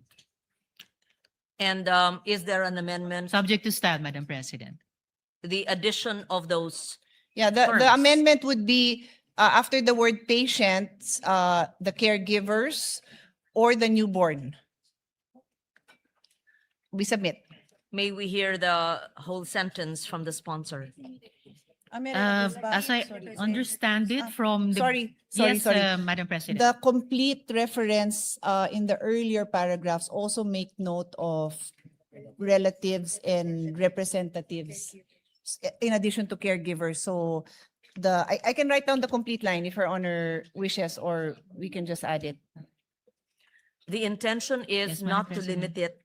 The To intention the- is not to limit it to patient, the but to patient. include everyone else that was Yes. mentioned earlier, that if they cannot detain those persons. The caregiver and The newborn relatives baby. and or representatives. Yes.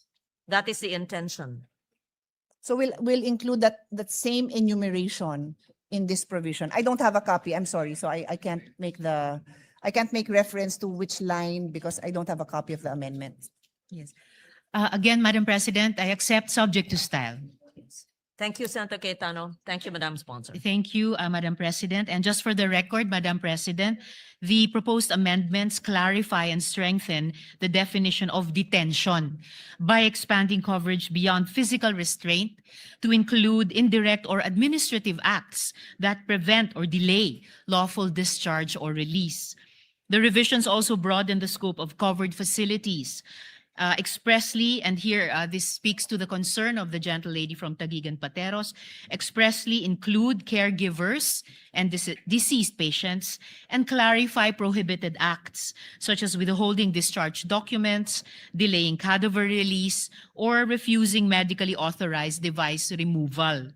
These changes close interpretative loopholes, align the definition with actual detention practices, such as palit-ulo, and strengthen patient protection consistent with the intention of RA 9439.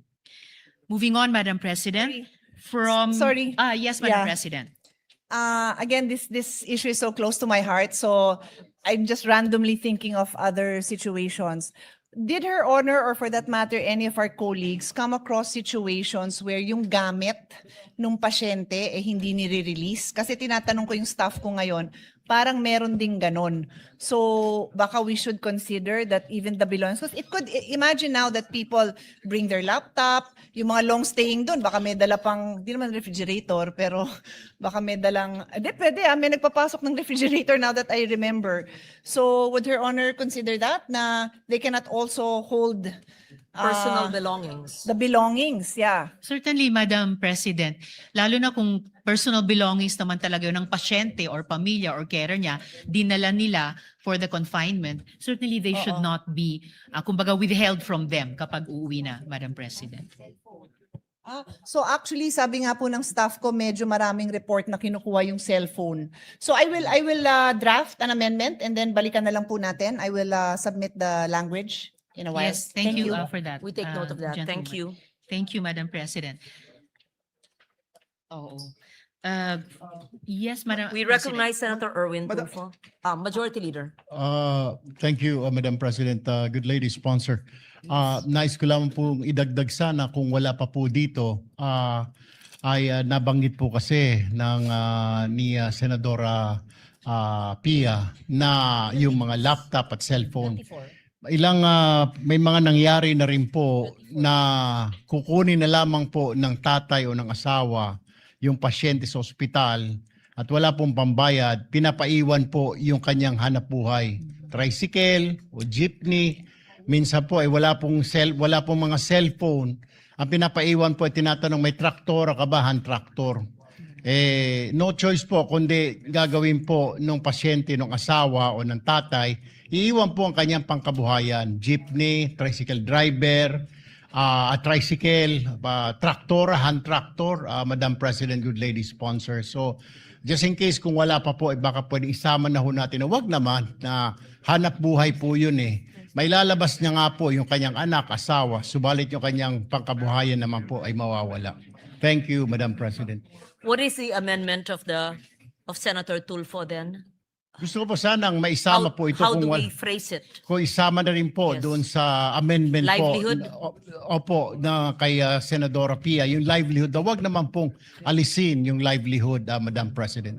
And so we would include personal belongings and livelihood? Is that what the sponsor would agree to? Again, Madam President, probably subject to style, but I fully recognize the not just concern but real situations na inilalarawan ng good gentleman mula sa Palawan.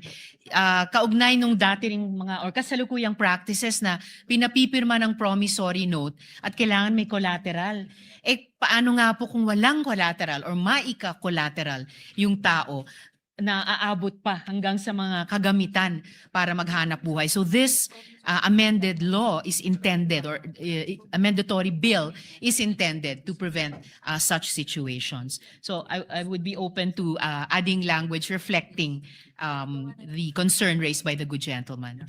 Thank you. Madam President, Yes, if I may. Majority Leader. Madam Yes. President, we have been talking about the proposed amendment of the distinguished gentleman from Palawan, and right now, Senator Pia and our minority leader are coordinating with each other with the right word that will be introduced later on. So we would like to put that into the records. Madam President, if I may I just move for a minute suspension? Session suspended.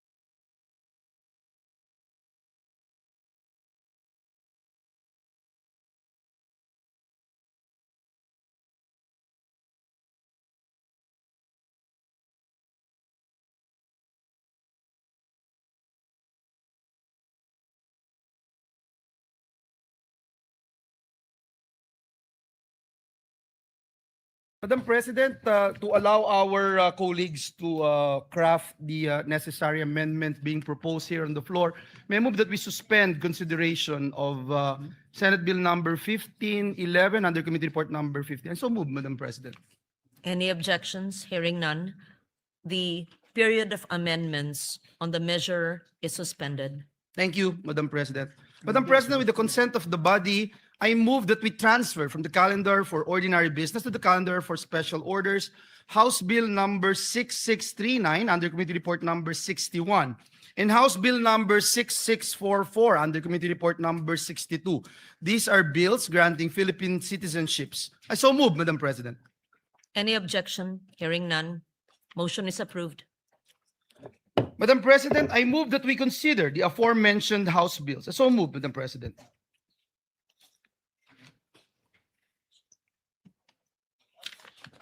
Any objection? Hearing none. The motion is approved. Secretary, please read into the record the title of the bills without prejudice to inserting into the record the whole text thereof. House Bill number 6639, an act granting Philippine citizenship to Benny Francois Boatwright III. House Bill number 6644, an act granting Philippine citizenship to Matthew James Ramos. Madam President, upon the consultation of this representation to the minority leader and with the consent of the body, may I respectfully move to recognize Senator Francis Kiko Pangilinan to deliver an omnibus sponsorship speech. I so move, Madam President. We recognize Senator Kiko Pangilinan for his sponsorship. Yes, please proceed. Thank you, Madam President. Thank you, distinguished Majority Leader, Acting Majority Leader, and to our distinguished colleagues. I rise today, with the permission of our colleagues, for an omnibus sponsorship of two committee reports. Committee Report number 61 in consideration of House Bill 6639, granting Philippine citizenship to Benny Francois Boatwright III, and Committee Report number 62 in consideration of House Bill number 6644, granting Philippine citizenship to Matthew James Ramos. These measures correspond to Senate Bill 5095, authored by Senate President Alan Peter Cayetano, Senator Pia Cayetano, and Senator Bongo, granting Philippine citizenship to Benny Boatwright, and Senate Bill number 1613, authored by Senator Bongo, granting Philippine citizenship to Matthew James Ramos. Matthew and Benny are world-class athletes who, despite the many opportunities and paths available to them elsewhere, have chosen to cast their lot with the Filipino people. Pinili nila hindi lang lumaban para sa bandila natin, pinili rin nilang maging bahagi ng ating kwento bilang isang bansa. Matthew James Ramos is a decorated wrestler and a proud son of Filipino Pangasinense Father Chris Crescente Holanday Ramos. Kahit na ipinanganak at pinalaki sa Estados Unidos, pinili ni Matthew na bigyang karangalan ang kanyang mga ninuno, hindi lang sa salita, kung hindi sa sakripisyo, sa paninindigan at serbisyo sa Philippine sports. At the height of a promising wrestling career in the United States, Matthew made the life-changing decision to represent the Philippines in international competitions and help elevate the sport of wrestling in the country. Among his outstanding accomplishments, Matthew was runner-up in the 2023 NCAA Championships and was hailed as Purdue University's 60th All-American. He is a two-time NCAA qualifier and a two-time Big Ten place winner, finishing 7th in 2022 and 3rd in 2023. He became the 2022 U.S. Open champion in the 57-kilogram category and reached the NCAA Championships round of 12 in the 133-pound division that same year. He was also a two-time NWCA, National Wrestling Coaches Association Scholar, All-American, and at a young age, captured the 2018 Cadet World Championship in the 51-kilogram category. He was ranked among the top wrestling recruits in the United States by Flow Wrestling, Intermat, and the Open Mat.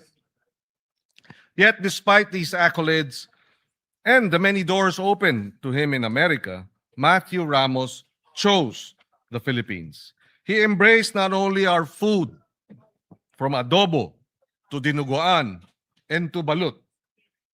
If you are able to eat balut, you are very, very Filipino in that sense.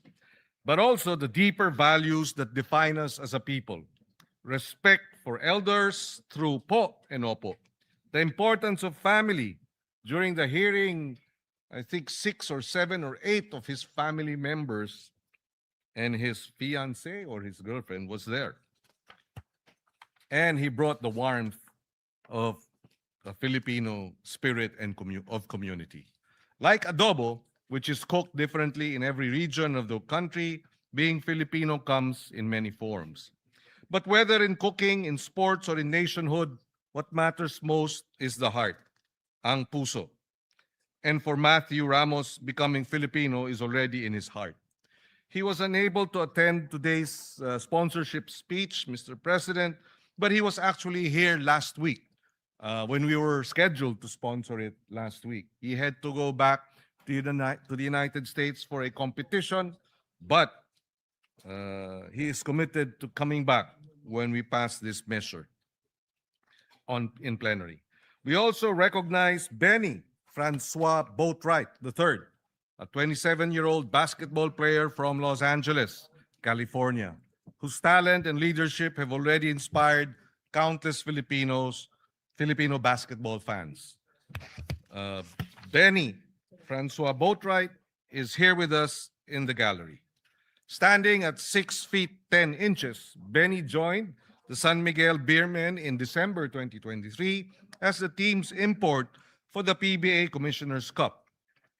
He played a crucial role in leading the Beermen to the championship, delivering 19 points, 13 rebounds, 8 assists in the title-clinching Game 6. But beyond his athletic ability, Benny understands something deeply familiar to Filipinos, that basketball is never about one person alone. It is about trust, sacrifice, and teamwork. That spirit mirrors our own Bayanihan tradition, the belief that people achieve greatness when they lift one another up. By embracing the Philippines and choosing to stand with Filipino athletes, Benny Boatwright strengthens not only our basketball program, but also our hopes of excelling on the international stage, defending our Asian Games title, and one day returning to the Olympics. In recognizing the sincere desire of Matthew James Ramos and Benny Francois Boatwright III to become Filipinos, these bills seek to honor not only their achievements as athletes, but also their genuine commitment to our flag, our people, our culture, and our nation. For citizenship is not defined solely by jus soli, meaning right by birthplace, or jus sanguinis, meaning right by blood. As people have moved since the beginning of time, citizenship is also defined by the right by choice. Citizenship is also defined by choosing to carry the Philippine flag with pride and honor before the world. Mabuhay ang pinipili ang Pilipinas. Mabuhay ang nagmamahal sa Pilipinas. Mabuhay ang Pilipinas. May we request our colleagues, we urge them to support this measure and its immediate passing. Maraming salamat, Mr. President. Thank you, Senator Pangilinan. Majority Leader. Madam President, the gentleman from San Juan, Senator Jinggoy Estrada, would like to deliver his co-sponsorship speech. I move that he be recognized, Madam President. Senator Jinggoy Estrada is recognized. Thank you, Madam President. Madam President, distinguished colleagues, I'm honored to co-sponsor the bills granting Filipino citizenship to two remarkable athletes to it. House Bill number 6639 under Committee Report number 61, entitled An Act Granting Philippine Citizenship to Benny Francois Boatwright III, and House Bill number 6644 under Committee Report number 62, entitled An Act Granting Philippine Citizenship to Matthew James Ramos. The said bills are reported out by the Committee on Justice and Human Rights under the able leadership of its chairperson, Senator Francis Kiko Pangilinan, the best friend of Senator Robin Padilla. Mr. Benny Francois Boatwright III is a 29-year-old professional basketball player born in Los Angeles, California. He stands at 6 feet 10 inches. He has demonstrated an immediate and powerful impact upon joining the San Miguel Beermen in December 2023 for the PBA Commissioner's Cup. His exceptional skill and leadership were instrumental in leading the Beermen to the championship crown, securing the title after tallying 19 points, 13 rebounds, and 8 assists in the crucial Game 6. This performance quickly earned the admiration of Filipino fans. His naturalization will pave the way for him to play for the national basketball team, Gilas Pilipinas. His bid for naturalization is supported by the Samahang Basketball ng Pilipinas Executive Director Erica D. and Gilas team manager Alfrancis Chua. Another athlete applying for Philippine citizenship is Mr. Matthew James Ramos, a 25-year-old Filipino-American wrestler born in Naperville, Illinois. Matthew traces his Philippine roots from his father, Crisante Olanday Ramos, a resident of Barangay Poblacion, Basista, Pangasinan. He is the 2022 US Open champion and 2022 NCAA Championship Round of 12. Matthew has expressed his earnest intention to become a naturalized Filipino citizen in order to proudly represent the Philippines in international wrestling competitions. His desire to carry the Philippine flag on the global stage reflects not only his personal affinity for his Filipino roots, but also his commitment to contribute to the nation's sports development. Granting Filipino citizenship to Benny Boatwright and James Matthew Ramos serves as a recognition of their dedication, exemplary talent, and earnest desire to represent the Philippines in international competitions. As a staunch advocate of basketball and sports in general, this representation has been continuously supporting measures that will improve the conditions of Filipino athletes and to make them globally competitive dahil sama-sama tayong nangangarap na makita ang Philippine sports, basketball man o wrestling, na umangat sa buong mundo. With this, Madam President, this representation supports the granting of Philippine citizenship to both Benny Francois Boatwright III and Matthew James Ramos. Thank you, Madam President. Thank you, Senator Jinggoy Estrada, Majority Leader. Oh, Senator Pia Cayetano will deliver a co-sponsorship speech. Thank you, Madam President.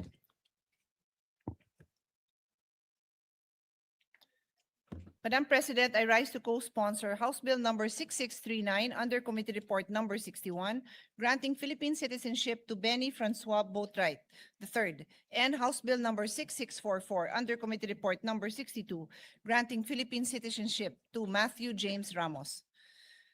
For Benny Francois Boatwright, as the primary author of Senate Bill number 1595, the Samahang Basketball ng Pilipinas, SBP, requested this representation to file this bill as it is a crucial step toward further strengthening our national basketball program.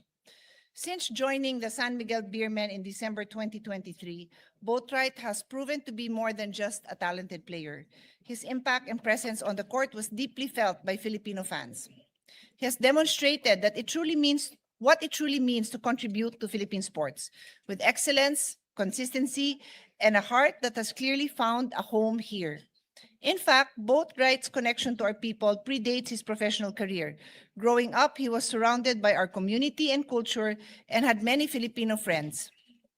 This natural bond with our heritage is exactly why he has integrated so seamlessly into our local basketball scene. Since first arriving in 2023, Boatwright has consistently chosen to return to the Philippines, not merely as a place of work, but as a community with which he has formed a genuine and lasting bond. His contribution does not end in the PBA. If naturalized, he will play for Gilas, Pilipinas, in the Asian Games, the SEA Games, and in the 2028 Olympic qualifying cycle for the 2028 LA Olympics. Ultimately, Boatwright's value to this nation goes far beyond his performance on the court. His genuine love and affection for our people, our culture, and even our food is something that cannot be coached. For Matthew James Ramos, a 25-year-old Filipino-American elite wrestler who traced his heritage to his father, Crisente Holanday Ramos of Basista, Pangasinan, he intended to become a naturalized citizen to officially represent the Philippines in international combat sports competition, being supported by the Wrestling Association of the Philippines. Ramos holds an exceptional athletic record, highlighted by being crowned the 2018 Cadet World Champion, winning the 2022 US Open Championships, and finishing as the 2023 National Collegiate Athletic Association, NCAA, national runner-up for Purdue University, where he earned All-American honors. Demonstrating a rare balance of athletic and academic rigor, he maintained his standing as a two-time National Wrestling Coaches Association Scholar, All-American, and was recognized as one of the 2024 outstanding seniors by Purdue's College of Health and Human Sciences. Crucially, he brings this elite coaching expertise back home, committing to train, mentor, and uplift local Filipino wrestlers. His naturalization promises to elevate the Philippines on the global wrestling stage and serve as a powerful inspiration to the Filipino youth. In closing, granting citizenship to Boatwright and Ramos, who have both demonstrated excellence and commitment to the Philippines, is a recognition of the value they bring to our collective aspirations. I've always believed that sports is more than just a game. It is a platform. It is a platform for our youth to see what excellence looks like in action.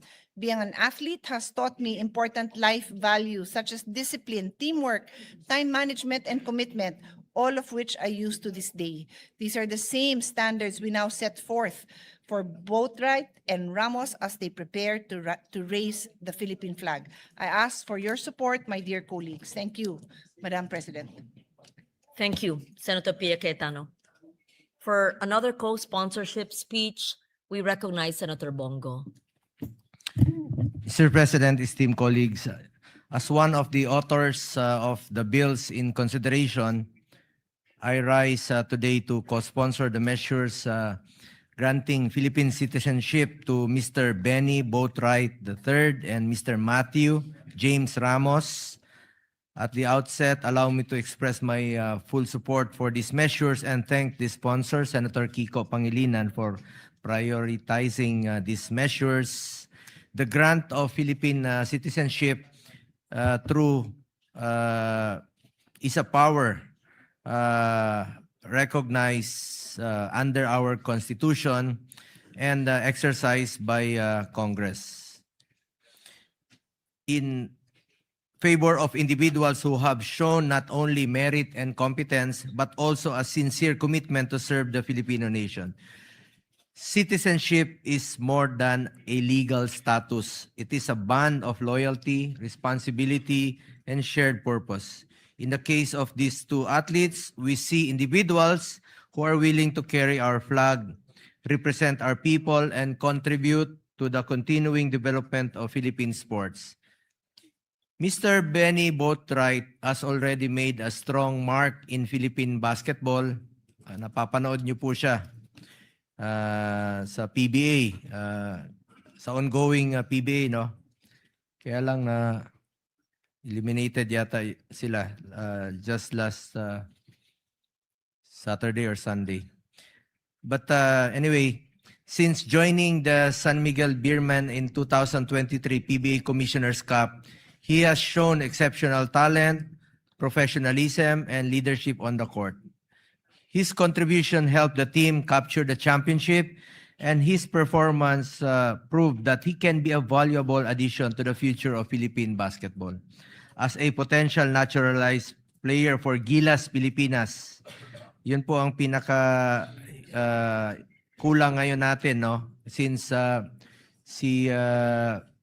yung mainstay natin sa Gilas Pilipinas na naturalized player na si Justin Brownlee ay hindi na rin po bumabata. Kailangan natin ng batang naturalized player. Mr. Boatwright brings size, skill, discipline, and experience that can strengthen our national team in international competitions. Pareho sila ni Brownlee. May mga 3 points shooting rin po ito. Magaling sa 3 points. His possible inclusion will not only improve our competitiveness, but will also contribute to our long-standing dream of seeing the Philippines stand proudly among the best basketball nations in the world. Lalong-lalo na po ngayon na napanalunan po natin ang first ever gold since 1962. After 63 years tayo nanalo muli sa Asian Games nung 2023 Asian Games. And we are now the defending champion. Paalala ko lang po kay Mr. Boatwright, as you take on this role, I mean, just a reminder to you, you are expected to maintain your health and fitness at all times. Be always fit. Being part of the national team is not just an opportunity, it is a responsibility that calls for dedication, sacrifice, and excellence. Always bear in mind your duty to support and elevate the team, guided by discipline in everything you do, both on and off the field. You must consistently keep yourself in peak condition, prepared to perform and compete at the highest level. Always eat Filipino food. Try to eat bulad also, my favorite. Likewise, we also recognize Mr. Matthew James Ramos, a Filipino-American wrestler whose Filipino roots trace back to Pangasinan through his father. Ito talaga, nanggaling po ito sa Pangasinan at pride natin ito. Mr. Ramos has clearly expressed his desire to become a Filipino citizen and to represent the Philippines in international wrestling competitions. This desire is not only merely symbolic, it reflects his respect for his Filipino heritage, his connection to our people, and his willingness to bring honor to the country through his chosen sport. Napakaganda po yung kanyang naging desisyon na muli na to represent the Philippines. With athletes like Mr. Ramos, we have an opportunity to further develop the sport, which will open more doors for Filipino wrestlers and raise our standing in regional and international tournaments. Mr. President, as chairperson of the Committee on Sport, I believe that our duty is not only to support athletes who already bring honor to the country, but also to strengthen the systems and opportunities that will allow Philippine sports to grow. The naturalization of Mr. Boatwright and Mr. Ramos forms part of this broader effort. It allows us to build stronger national teams, expand our national talent pool, and inspire young Filipinos to dream bigger, train harder, and believe that they too can represent the country with pride and excellence. These measures are not simply about granting citizenship to two deserving individuals. They are also about investing in Philippine sports and recognizing those who are ready to serve and honor the Filipino flag. Thank you po, Mr. President. Thank you po, Madam President. Thank you very much, Senator Bongo. Majority Leader. Madam President, to allow our colleagues to further study the measure, I move that we suspend consideration of the aforementioned bills. I so move, Madam President. Any objection? Hearing none. Motion. Senator Mig Zubiri, our former Senate President, is seeking the floor. I move that he be recognized, Madam President. Recognize Senator Migsubiri. Thank you, Madam Tita Ganda of the Senate. Nice to see you smiling, former Yes, Senate President I had Zubiri. a lack of sleep yesterday, Madam President. That's why I was not up to speed with what was happening. But anyway, Madam President, on the, I just wanted to raise, not an issue. I am fully supportive of these two gentlemen that will be taking their, hopefully, their oath as Filipino citizens. But one of them happens to be a son of a Filipino, Mr. Ramos, the wrestler. And I was talking to my colleagues, my dear friend Alvin Aguilar is here from the Wrestling NSA. We're together with the NSA. He's for wrestling and I'm for Arnis. And I was saying to Senator Kiko Pangilinan, that he was used to be the chairman of the Committee on Justice, that maybe we can make an amendment or we can have amendments to the dual citizenship law. Kasi kung automatic na dapat kung yung nanay mo o tatay mo ay Pilipino, bakit pang dadaan sa ganitong proseso? Dapat automatic. Under the old law that Senator Frank Drilon passed, apparently there was a timeline, like a cutoff date, that everybody who had who were older and like they're already adults that wanted to be Filipino citizens again or be dual citizens, there was a cutoff date. I think it's about time we revisit that law, Madam President. To our colleagues that are listening today, whoever will be the chairman of the Committee on Justice, and let us amend it. Let's just make it automatic. Because I was in Japan recently, I met a lot of OFWs who were not able to apply there's online or their dual citizenship because nga, of that cut-off date. I think, Madam Chair, it's a time that we revisit the law, and so as long as you can prove that your mother or your father is Filipino, automatic yung pagbigay po ng dual citizenship.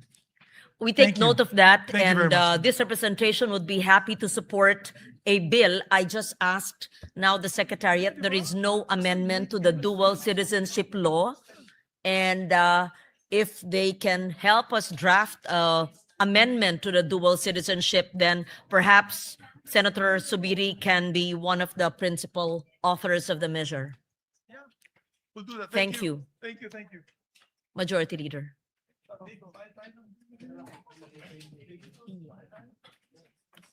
Yes, Madam President, may I move again to consider Senate Bill number 1511 under Committee Report number 15, and this is the bill strengthening the protection of patients against hospital detention. So move, Madam President.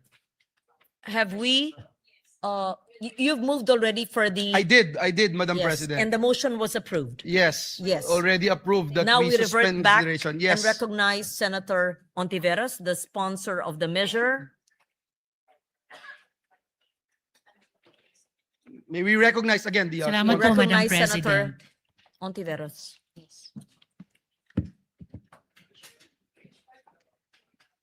Salamat po, Madam President. If I may, Madam President, pending confirmation from the gentlewoman from Taguigan Pateros, if my proposed formulation of the questions she raised and about which she will formulate an amendment is already acceptable to her, may I seek the permission of Yes. Madam President to proceed with the amendments of Senator Gatchalian? Please proceed. We Thank you. recognize Senator Pia Cayetano as well. All right, Madam President. Yes, Madam President, dear sponsor, on page 2, between line 18 and 19, the amendments which included this representation's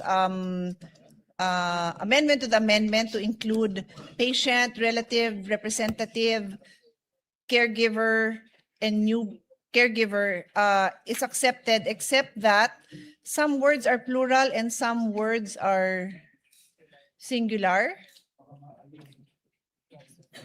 So may Her Honor just choose, will we go with singular or plural? Thank you. So subject We to will style. go with Approved, plural, subject Madam to style. President, and subject to style, Madam President. So thank you, Madam President. Senator Cayetano is done with her amendments. Yes. Uh, all right. I will read the whole text, Madam President, as amended. Okay. So if I may proceed, Madam President. We, session suspended. Yes, Madam Yes, President. minute suspension.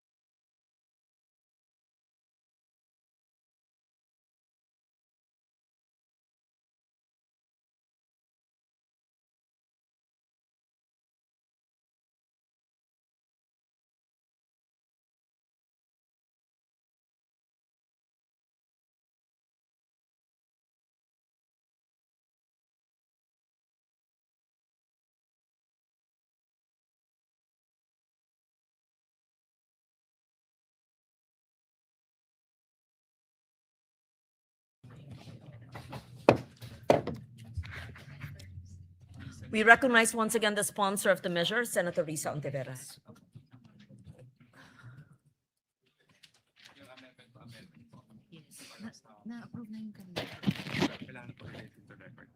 Ito. Thank you, Madam President. Just to read into the record the earlier discussed and approved amendment of the good gentle lady from Taguigan Pateros, that provision will now read on page 2 between lines 18 and 19, insert the following paragraph. For purposes of this act, detention refers to any act of restraining a person, whether a patient, relative, representative, caregiver, newborn, or deceased person, from leaving a hospital, clinic, or similar facility on the ground of non-payment, in whole or in part, of hospital bills, medical expenses, or professional fees. It includes the refusal to A, physically discharge a patient or issue documents necessary for discharge, interment, or benefit claims. B, remove medical devices when such removal is medically appropriate. C, release personal belongings. And D, release the cadaver of a deceased patient to the surviving relatives. So for the record, Madam Chair. We therefore approve Yes, the Madam Chair. amendment just read by the sponsor. Thank you, Madam Chair. To proceed, still on page 2 from Senator Gatchalian. On page 2, line 30, after the word required, delete the preposition on and replace with preposition of. Further, on the same line, delete the word senior citizens and replace with the word patients. I so move. No objection? So Thank- approved. Thank you, Madam Chair. Madam President. Page 3 amendments now. Still from Senator Gatchalian. On page 3, line 2, after the word development, delete the colon and the phrase provided further that those patients who are partially recovered shall sign a waiver or undertaking that they are assuming the risk of the consequences for requesting for discharge despite having not fully recovered. I so move. No objection? Thank Amendment you, is approved. Madam President. We recognize Senator Yes, Madam Pia President. Cayetano. To repeat, the motion approved was to delete from colon and the following phrase up to the words having not fully recovered. Yes, that Yes, is Madam clearly Chair. understood. Yes, Sorry, Madam Chair. I would just like to see it in writing, just because I was conferring with my staff on my amendment on this same item, so I was not able to capture the actual amendment. It might be the same as mine, it might be different. I need time to just look at the actual amendment, Madam President. It is actually different, Madam President, and it's supposed to be the next amendment that I will read into the record, also from Senator Pia Cayetano. And I will yield the floor if the good gentle lady would prefer to read her amendment, Madam President. So I understand my amendment is different, but I do have a comment on this amendment. If Her Honor can just give me time, a minute suspension, please. All right, yes, Session Madam President. suspended.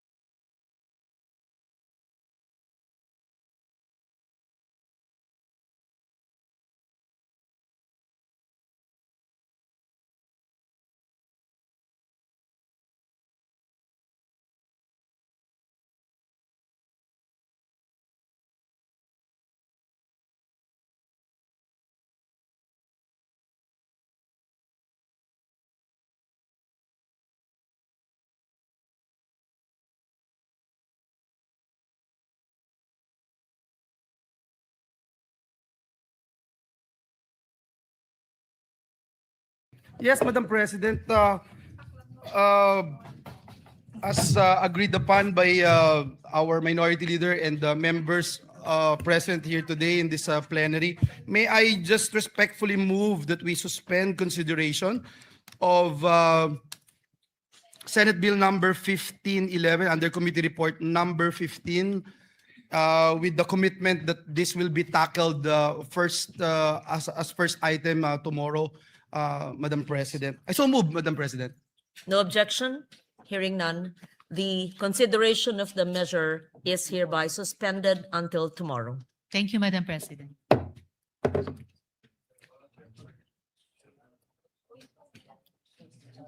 Madam President, at this juncture, and pursuant to Rule 10, Section 13 of the Rules of the Senate, may I respectfully move to elect Senator Mark Villar as chairperson of the Committee on Finance, Vice Senator Win Gatchalian. So move, Mr. President. Any objection? Hearing none, motion is approved. Thank you, Madam President. Madam President, I move that we adjourn the session until 3 o'clock in the afternoon of Wednesday, May 20, 2026. So move. Any objection? Hearing none, session is adjourned until 3 o'clock in the afternoon of Wednesday, May 20, 2026.